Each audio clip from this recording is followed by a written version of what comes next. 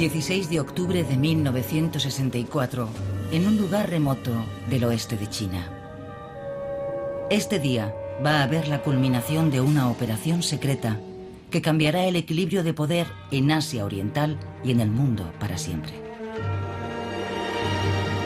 La República Popular China va a convertirse en la quinta nación que prueba un arma nuclear.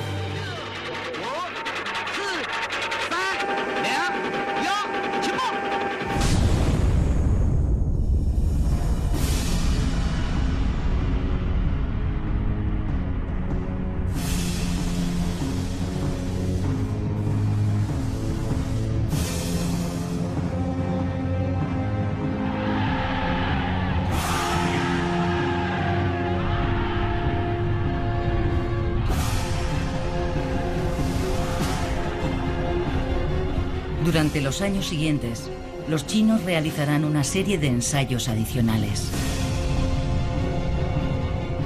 El programa culminará en junio de 1967, cuando prueben el arma más terrible y mortífera: la bomba de hidrógeno.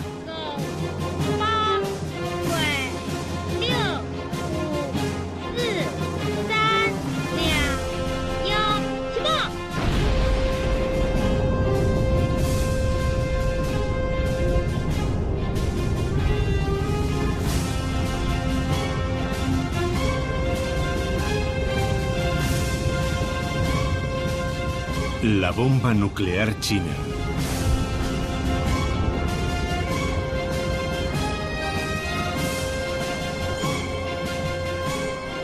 Al mismo tiempo, China experimenta la capacidad humana de realizar operaciones militares convencionales en un entorno de devastación postnuclear.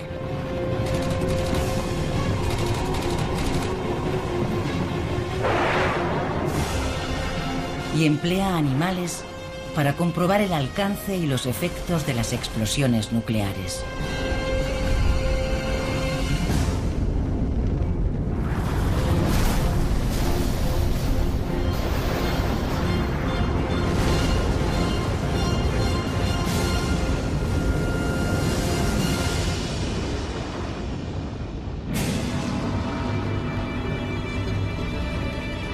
Las ondas expansivas de las pruebas nucleares chinas tienen su origen en los últimos días de la Segunda Guerra Mundial.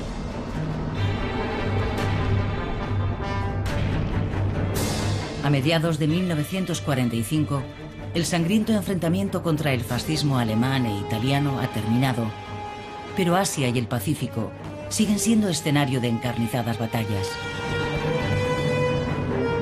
Los aliados se preparan para una gran invasión del territorio japonés, que según sus cálculos puede costar 1 millón de vidas. Pero a principios de agosto, Estados Unidos desvela una nueva y terrorífica arma y lanza las primeras bombas atómicas sobre las ciudades japonesas de Hiroshima y Nagasaki.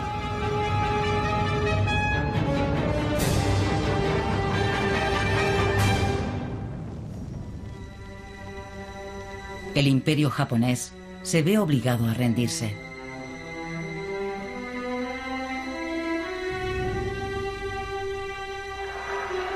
Con la euforia de la celebración de la victoria, la magnitud de las implicaciones de esta nueva tecnología tardan en hacerse evidentes.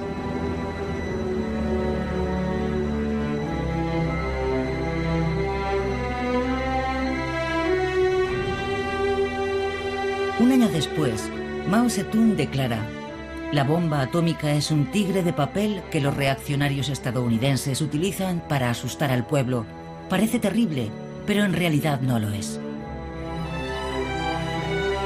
Con el tiempo se formará una opinión muy diferente, pero primero tiene problemas que resolver en su propio país. La derrota japonesa ha dejado las manos libres al ejército comunista de Mao. El llamado Ejército de Liberación del Pueblo puede ahora concentrarse en la guerra civil contra el gobierno nacionalista del Kuomintang de Chiang Kai-shek.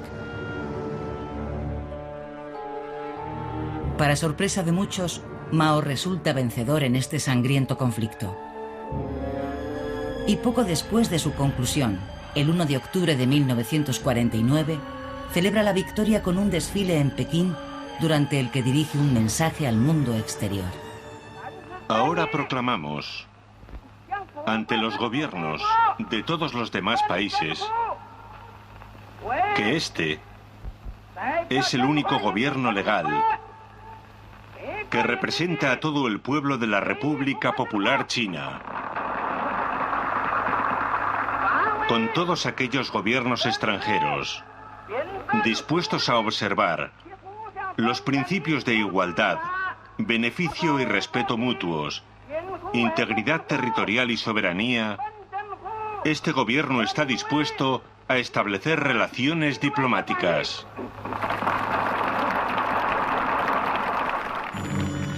El gobierno popular de Mao recibe el reconocimiento de la Unión Soviética al día siguiente.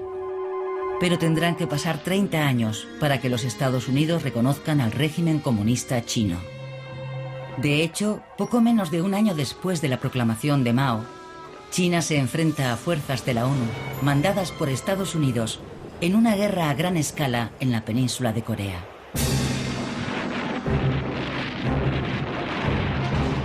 En junio de 1950, fuerzas norcoreanas invaden Corea del Sur en un intento de unificar el país bajo un gobierno comunista.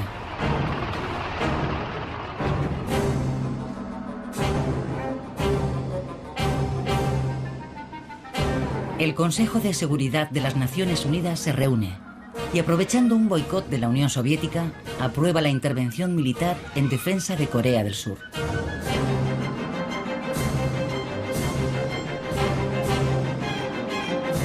Las tropas aliadas dirigidas por Estados Unidos hacen retroceder rápidamente a los invasores y penetran en territorio norcoreano. Al acercarse a la frontera con la República Popular, los chinos denuncian bombardeos sobre localidades fronterizas.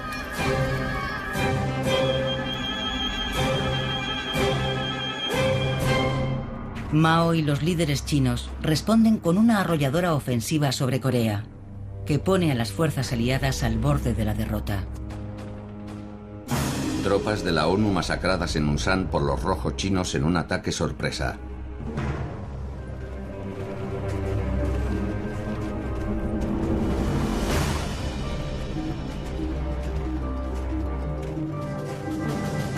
Los chinos están jugando con fuego. Algunos altos mandos militares de Estados Unidos ya han empezado a recomendar el uso de armas nucleares como respuesta. En una conferencia de prensa en Washington, el presidente Harry Truman confirma que no descarta ninguna opción.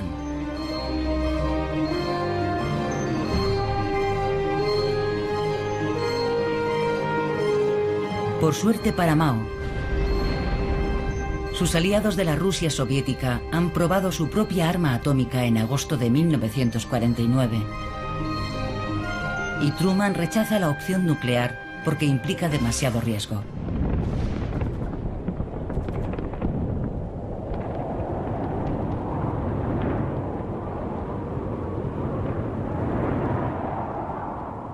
La guerra de Corea se prolonga otros 2 años y medio, hasta terminar en tablas con un armisticio en julio de 1953.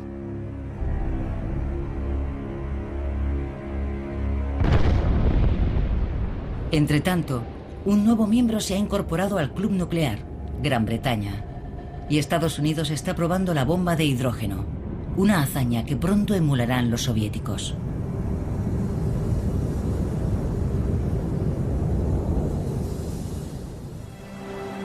A principios de los 50, el líder soviético Joseph Stalin es un firme aliado de China, que disfruta de la eficaz protección de su paraguas nuclear.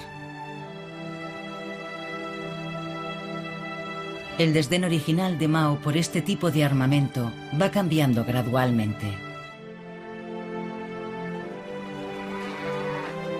En este momento, la nueva China, fundada por Mao en 1949, no solo es muy pobre, sino que está tecnológicamente muy atrasada.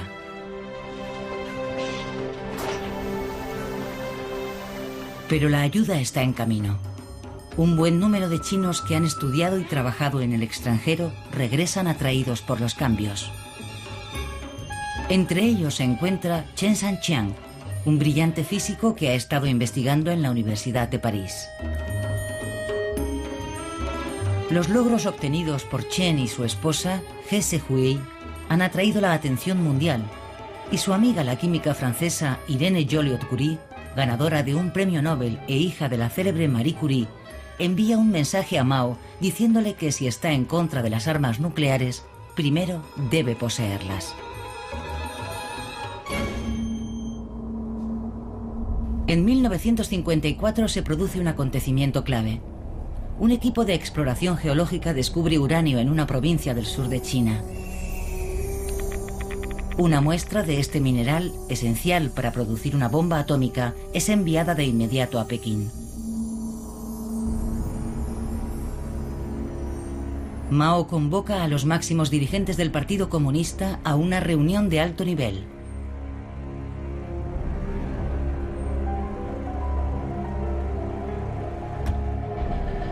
Y en ella les dice: si tenemos al pueblo y los recursos, podemos obrar milagros.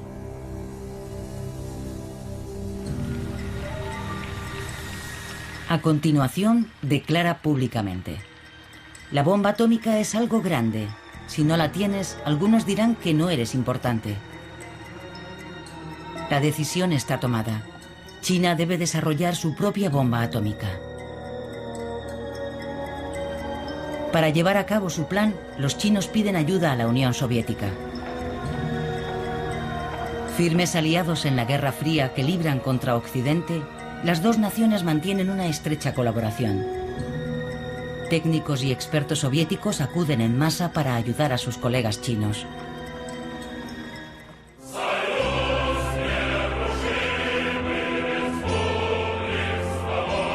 En noviembre de 1957, Mao visita la Unión Soviética. Stalin ha muerto y el nuevo líder, Nikita Khrushchev, le muestra una filmación secreta sobre el desarrollo de sus armas nucleares. Mao consigue lo que quiere: la ayuda de los soviéticos para desarrollar una bomba nuclear china, lo que incluye asesores, un reactor nuclear y tecnología para enriquecer el uranio.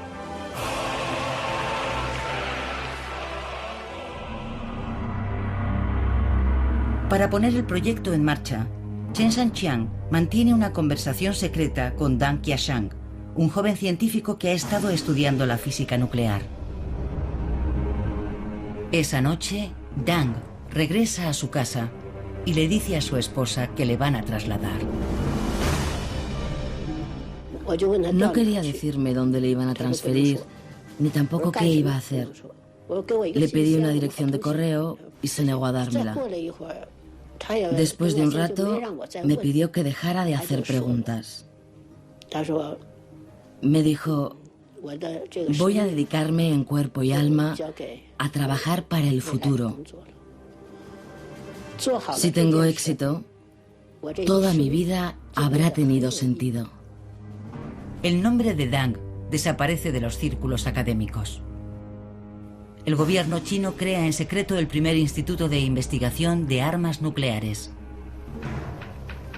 Contando con apenas un puñado de computadoras manuales, sus técnicos deben realizar la mayor parte de las operaciones con ábacos y reglas de cálculo.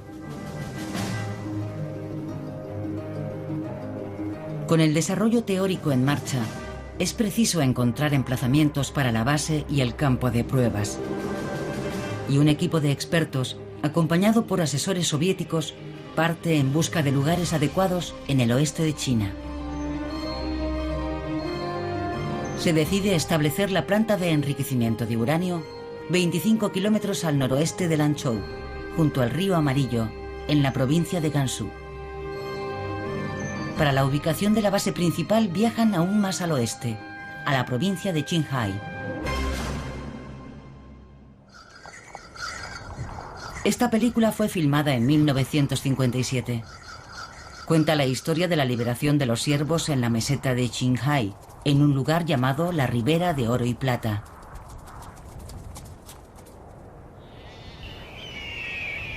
Pero apenas 6 meses después de su estreno, todos los cines de China reciben una circular que prohíbe terminantemente su exhibición.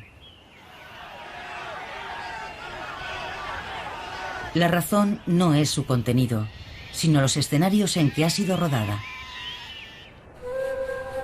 La Ribera de Oro y Plata se encuentra en el condado de Haiyan, provincia de Qinghai, a una altitud de 3.150 metros. Durante el verano es una extensa pradera cubierta de flores. Los expertos soviéticos deciden de inmediato que esta es la mejor ubicación para la base. La remota localización geográfica y el entorno natural de la zona justifican su elección, pero lo que los expertos soviéticos no saben es que no está deshabitada. La región ha sido tradicionalmente el hogar y el territorio de invierno de comunidades nómadas mongolas y tibetanas. Si la base en la que se desarrollará la bomba atómica va a construirse en este lugar, las granjas y los pastores tendrán que ser trasladados. Llegaron con mucha prisa. En general, cada familia solo disponía de 3 mulas para llevar todas sus cosas. Y debía conducir a las vacas y las ovejas. Era imposible para una familia transportar una yurta. No tenían bastantes animales. Además, era un mal momento. Era un largo viaje y no sabíamos bien a dónde nos llevaban. En total, más de 1000 familias son reasentadas en secreto sin ninguna explicación, dejando desiertas estas praderas.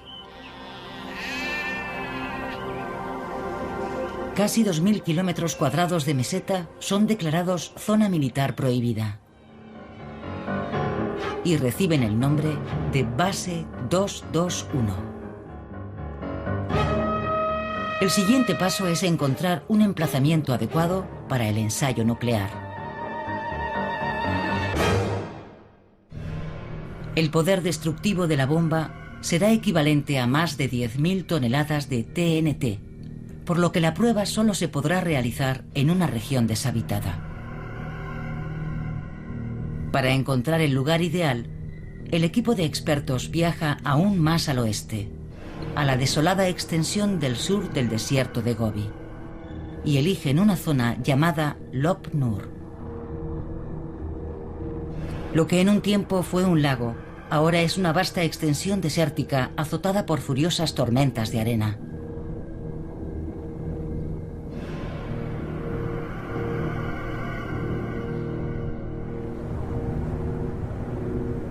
En 1958, en pleno invierno, llega el primer equipo encargado de iniciar la creación de la base 221. Pronto, miles de trabajadores de todo el país tomarán posesión de este inhóspito paraje helado.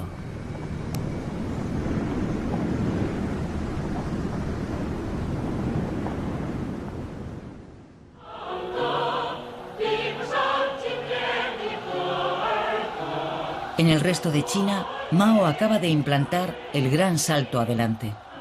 Un ambicioso y en última instancia desastroso plan para acelerar el crecimiento económico, utilizando al campesinado para potenciar la producción nacional de acero con técnicas propias. Para ello organiza a los campesinos en grandes comunas.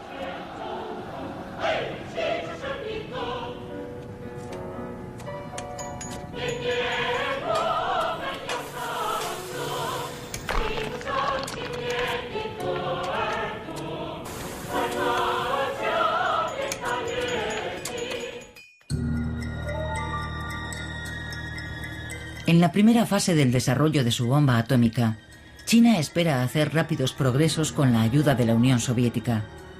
Pero el curso de los acontecimientos empieza a torcerse en 1958, cuando Khrushchev visita China y propone establecer una estación radiodifusora de onda larga y una flota conjunta.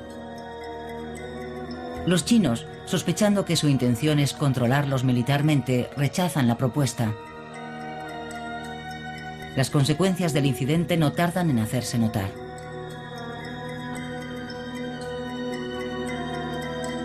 En junio de 1959, los soviéticos suspenden el suministro de materiales y muestras de diseño de la bomba atómica.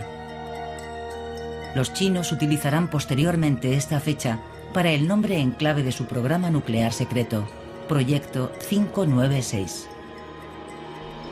Sinceramente espero que cuando nuestro invitado pueda conocer verdaderamente a nuestro pueblo, se establecerá una base sólida sobre la que considerar los problemas que nos separan. A finales de 1959 se relaja temporalmente la tensión de la Guerra Fría cuando Khrushchev es invitado a visitar los Estados Unidos por el presidente Eisenhower.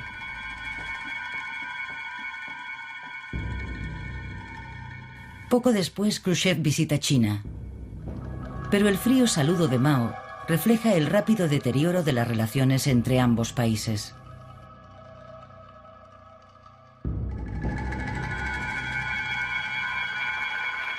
Y justo 2 años después de aprobar la colaboración con el proyecto atómico chino, la Unión Soviética cancela sus ayudas.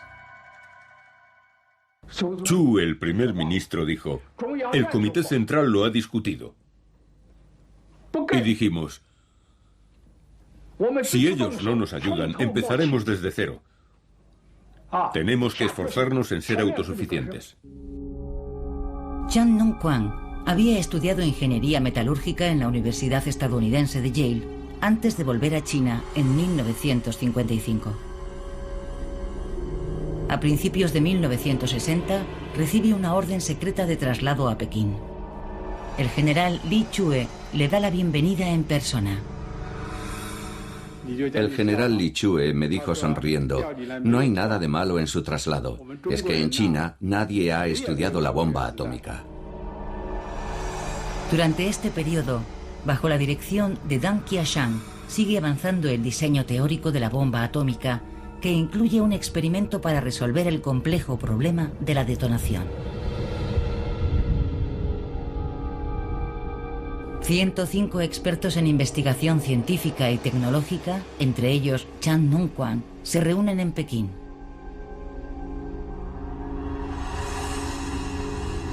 Chan será el director del proyecto de detonación. Después de la explosión de estos detonadores, la carga principal interior se activa y se produce la detonación. La onda causada por la detonación empuja o comprime los materiales metálicos o nucleares que hay en el interior para que puedan alcanzar instantáneamente el punto crítico o supercrítico y desencadenar así la fisión nuclear. A principios de 1960 se elige este lugar junto a la Gran Muralla, al norte de Pekín, para realizar la primera prueba física del detonador de la bomba atómica. El equipo acelera su ritmo de trabajo al conocer en febrero que Francia se ha convertido en el 4º miembro del Club Atómico, tras realizar un ensayo nuclear en el desierto del Sáhara. La prueba del detonador se efectúa en secreto en condiciones extremadamente difíciles. Pero trabajando sin descanso, el equipo realiza el experimento con éxito y en el plazo previsto. Los expertos soviéticos comienzan a irse, lo que hace aumentar las probabilidades de que el programa atómico se paralice.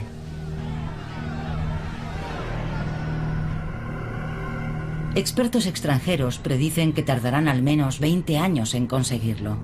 Pero Mao declara: debemos tener la determinación de desarrollar tecnologías altamente sofisticadas. Tal vez sea mejor que Khrushchev no quiera ayudarnos, porque nos sería muy difícil pagar esa deuda.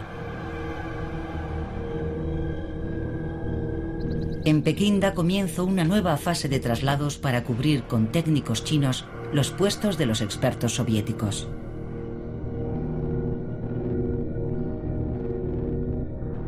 Y ahora cuentan con una figura de gran valor: el brillante científico espacial Chen Shui-sen, expulsado de Estados Unidos bajo la sospecha de ser comunista. Gracias a él, los chinos consiguen lanzar su primer misil estratégico, tan solo unos meses después de que los últimos expertos soviéticos hayan abandonado China.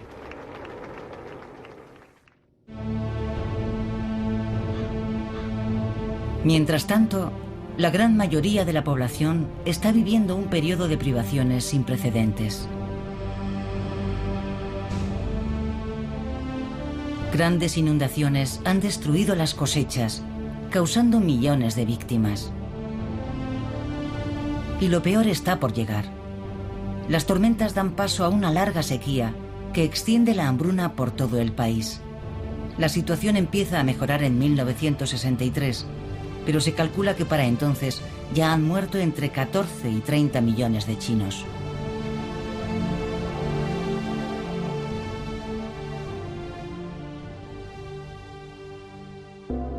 El embargo comercial de Estados Unidos y el deterioro de las relaciones con la Unión Soviética agravan una situación que ya era catastrófica. Ajeno al sufrimiento del pueblo, el proyecto atómico chino sigue avanzando. Su equipo logra ir resolviendo con gran tenacidad los grandes problemas teóricos y prácticos que la partida de los expertos soviéticos había dejado sin respuesta.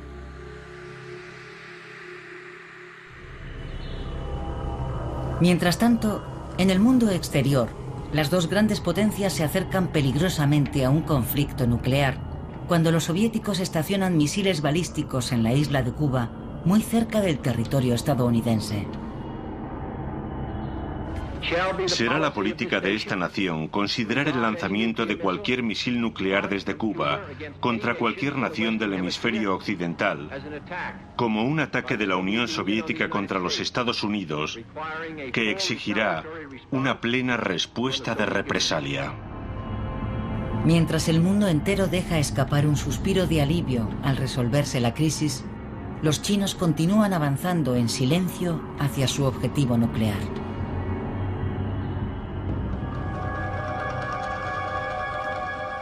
Después de 3 años de construcción, el Centro de Desarrollo de Armas Nucleares Base 221 está casi terminado. Dentro del recinto hay diferentes complejos. Lo que ocurre en su interior y en los refugios excavados bajo tierra es alto secreto.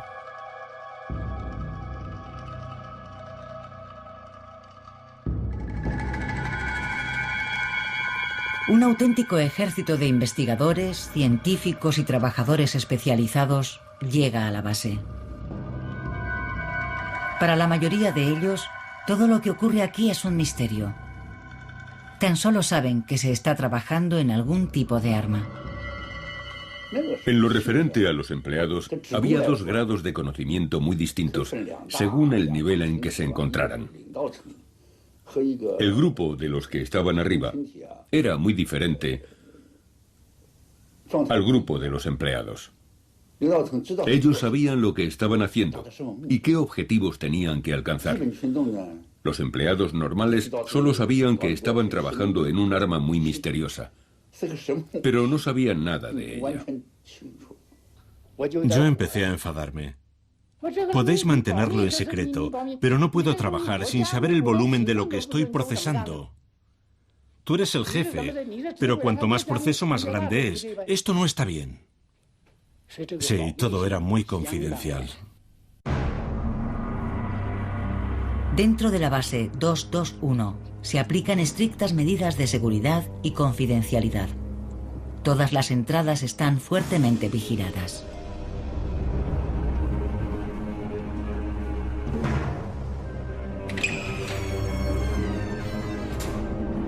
En el interior, la seguridad también es absoluta.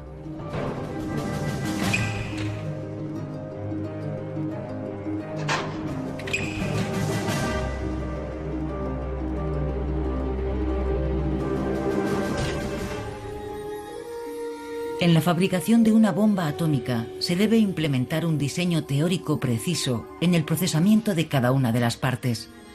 Y no puede producirse ni el más insignificante error. El trabajo es muy complicado para los trabajadores de la base. Muchos detalles de la tecnología nuclear aún siguen sin resolver y plantean grandes problemas en la preparación del primer ensayo.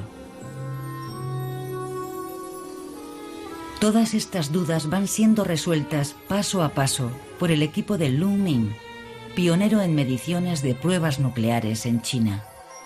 Su prioridad actual es adquirir unos detectores ópticos de alta sensibilidad conocidos como fotomultiplicadores.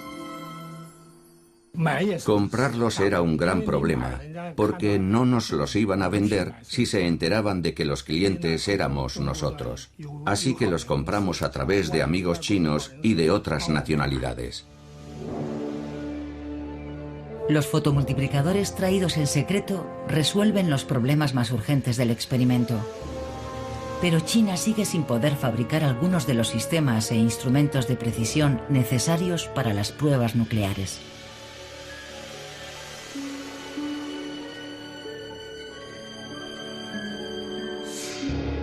Mientras los técnicos del Instituto de Investigación intentan encontrar el equipo necesario, la construcción de la base para el ensayo nuclear avanza rápidamente. La estación de control principal, las subestaciones y otras instalaciones de medición avanzan a toda velocidad.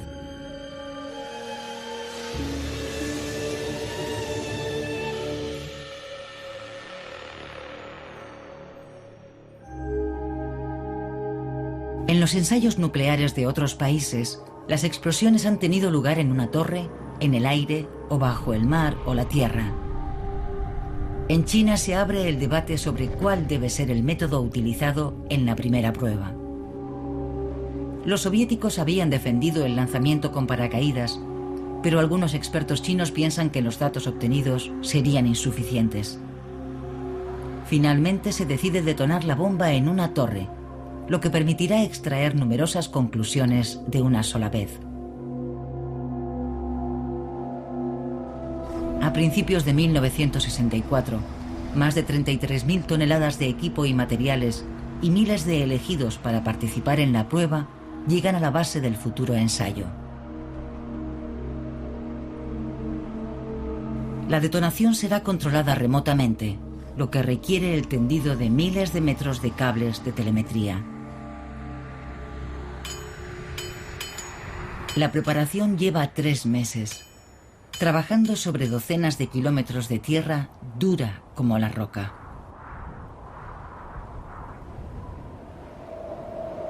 Las durísimas condiciones naturales del desierto de Gobi dificultan enormemente la construcción de las instalaciones. El seco aire del desierto también afecta al funcionamiento de los instrumentos y el equipo. Surgían problemas aquí y allá. Los dispositivos electrónicos no estaban adaptados al clima, era demasiado seco.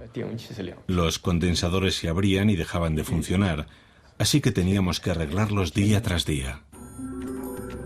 Garantizar el buen funcionamiento del equipo es todo un desafío. Los técnicos tienen que improvisar.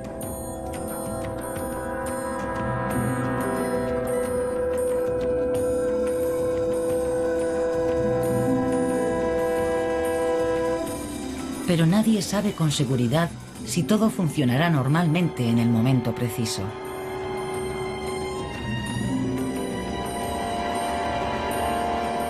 Finalmente, los problemas del sistema de control y del resto de los instrumentos quedan resueltos.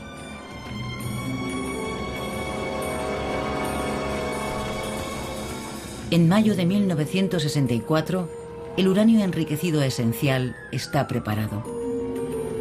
Un mes después se realiza la primera prueba preliminar en la base 221. Primero vimos una luz. Aquella luz no era muy roja. Al principio nos pareció más bien un poco rosa. Yo nunca había visto una nube en forma de hongo tan grande.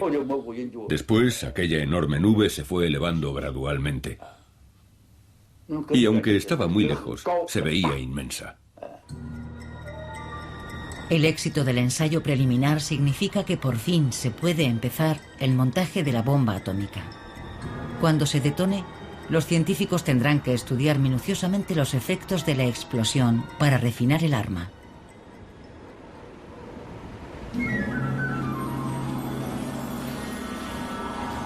Un batallón de defensa química llega a la base para comenzar su entrenamiento.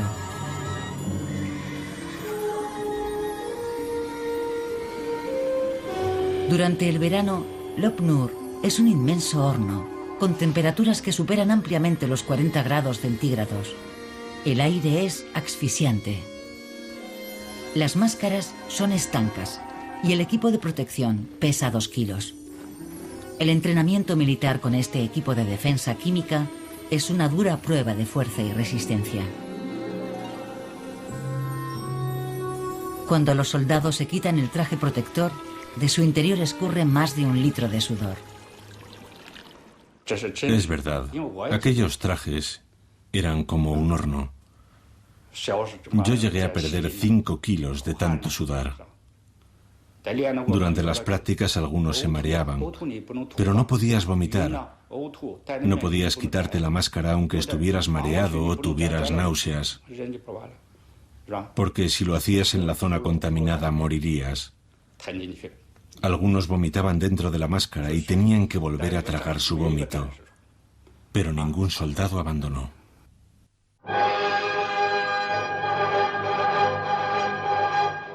Para mantener la moral y para su posterior uso propagandístico, se organizan espectáculos.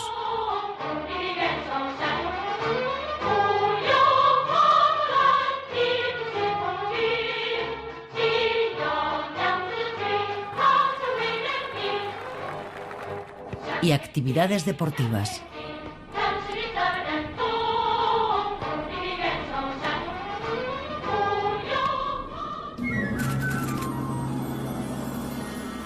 El entrenamiento de la Unidad de Defensa Química continúa hasta finales de agosto de 1964. Para entonces, ya hay en la base más de 5.000 personas que participarán en la prueba nuclear.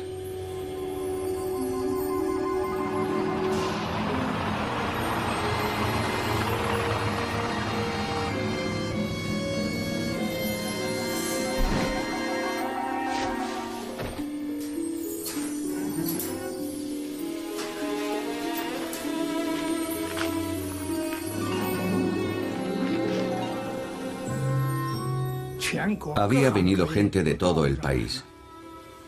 Algunos para hacer pruebas. Unos traían monos. Otros traían perros. Y otros traían conejos o ratones.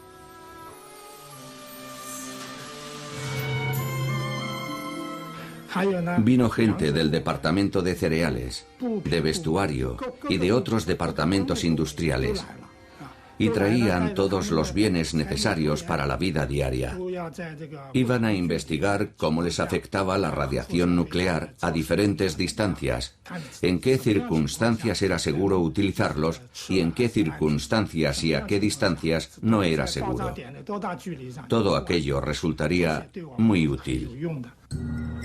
Decenas de kilómetros de tiendas de campaña se levantan dentro de la base, que permanece cerrada mientras se espera la orden para proceder. Ni siquiera el director de investigación, el general Li Chue, puede abandonar su puesto. Cuando falleció mi madre, ni siquiera yo pude salir para despedirme de ella. En 1964 me anunciaron que había fallecido y solo pude decir: por favor, organicen el funeral en mi nombre. La lealtad al Estado y el amor filial no siempre son compatibles. No.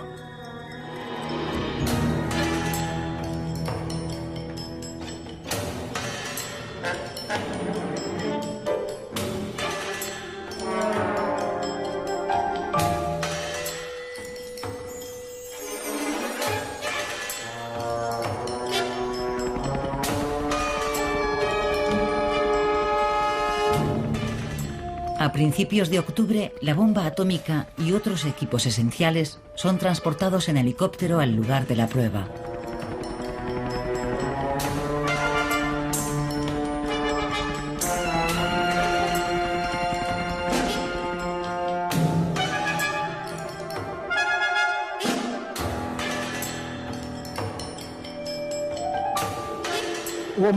Empezamos a evacuar a la gente a zonas seguras hacia el 14 de octubre. Dado que era la primera prueba, no sabíamos a cuántas toneladas de TNT equivaldría la explosión, ni cuál sería el alcance destructivo de la onda expansiva. Así que evacuamos a todo el mundo a zonas seguras, a más de 50 kilómetros a la redonda. La noche del día 14, todo está preparado. El primer ministro, Zhou Enlai, ordena efectuar la prueba 2 días después.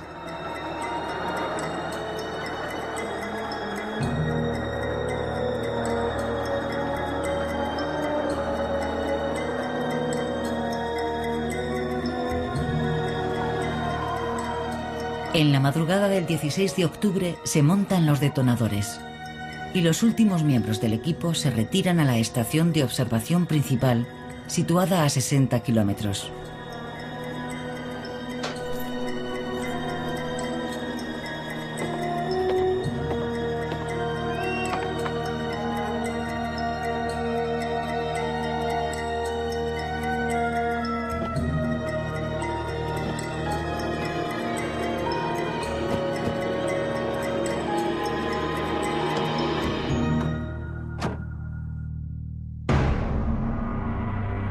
Desde la estación más avanzada, el equipo que entrará en la zona de peligro tras la detonación se somete a las últimas comprobaciones de seguridad.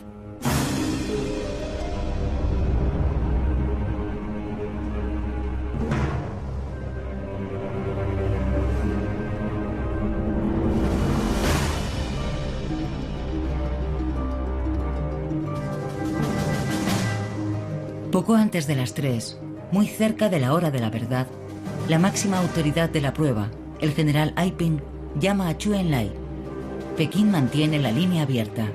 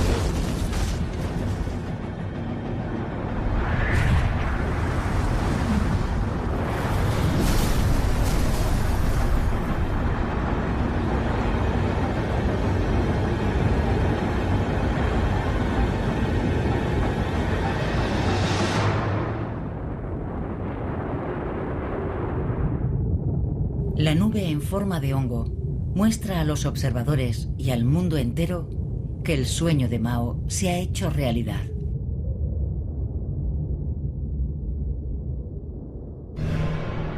Tras más de un siglo de humillaciones por parte de potencias extranjeras, China posee ahora un arma disuasoria que debería garantizar su soberanía para siempre. El general Aiping informa al primer ministro de inmediato, pero dado lo mucho que hay en juego, este pide más información.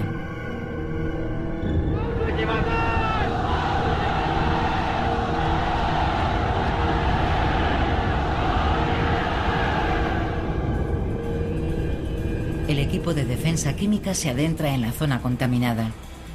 Su tarea consistirá en recuperar los animales y objetos colocados cerca del lugar de la explosión.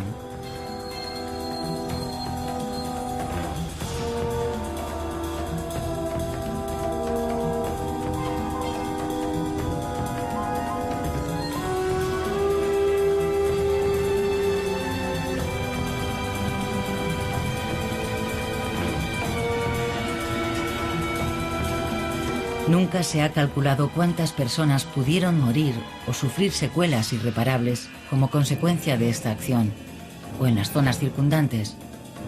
Pero al igual que en pruebas anteriores realizadas por otras potencias nucleares, su número debió ser significativo. A su regreso, los miembros del equipo son recibidos como héroes. Aquella misma noche, Zhou Enlai asiste a un espectáculo y allí anuncia a la nación el éxito de la prueba. La noticia provoca una reacción masiva de exaltado orgullo nacional.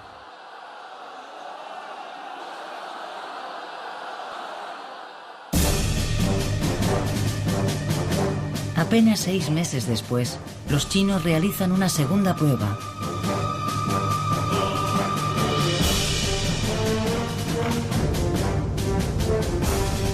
Esta vez se concentran en maniobras militares para evaluar su capacidad de defensa en un entorno postnuclear.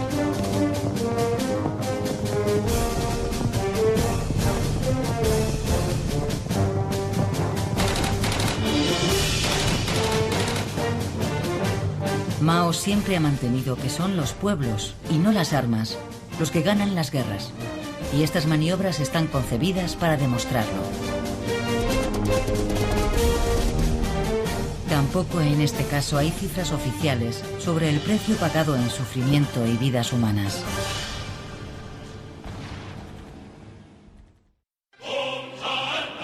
Un año más tarde, China atraviesa un periodo de gran inestabilidad política.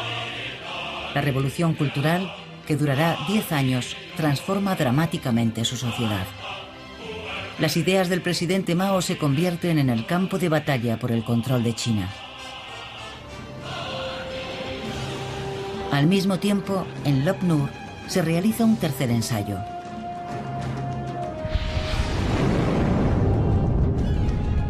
El mundo observa con preocupación que el ingenio incluye elementos termonucleares. Por varias razones, incluidas las propagandísticas, esta prueba se concentra en los efectos de un desastre nuclear en animales y cultivos.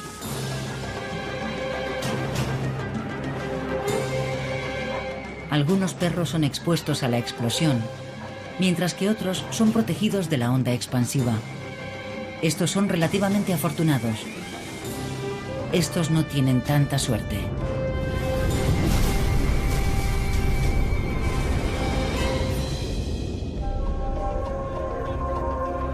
También se estudia la supervivencia de las gallinas y si éstas continúan poniendo huevos. Y semillas expuestas a la detonación son sembradas y vigiladas. Los resultados se examinan y publicitan.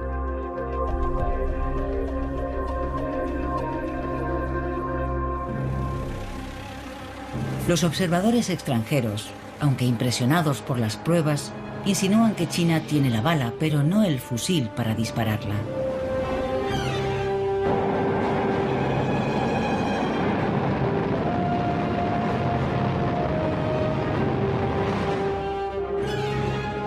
Sin embargo, una vez más, subestiman a los chinos, ya que estos, apenas 2 años después de la prueba inicial, consiguen lanzar un misil nuclear y detonar con éxito una cabeza de 20 kilotones a casi 1000 kilómetros del punto de lanzamiento.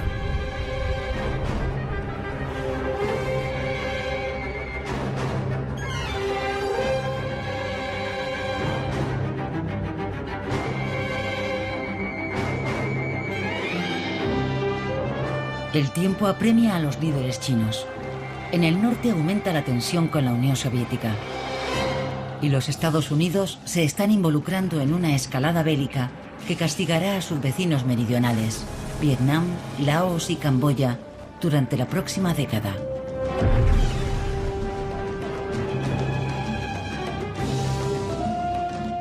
En junio de 1967, China culmina sus aspiraciones nucleares al probar con éxito un artefacto termonuclear auténtico, una bomba de hidrógeno.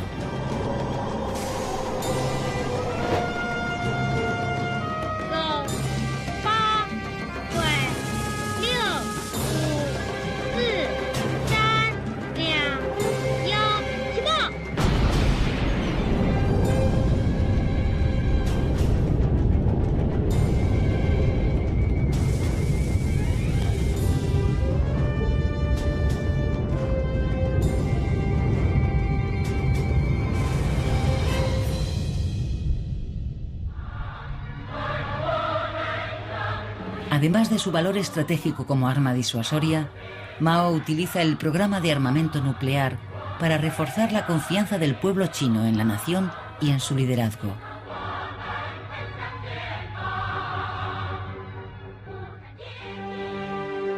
Con el tiempo, la nueva realidad originada por la posesión china de armas nucleares será un factor clave para garantizarle un puesto permanente en el Consejo de Seguridad de las Naciones Unidas y el reconocimiento mundial como superpotencia emergente en el siglo XXI.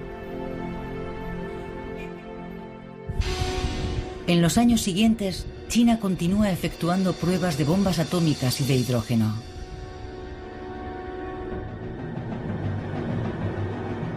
Y tras un total de 45 detonaciones, suspende finalmente su programa de ensayos nucleares en julio de 1996. Para los científicos chinos ha sido un viaje extraordinario que aún no ha terminado. La tecnología de misiles desarrollada por el programa nuclear impulsa hoy un ambicioso programa de vuelos espaciales tripulados, diseñado para llevar a los chinos a la Luna y más allá.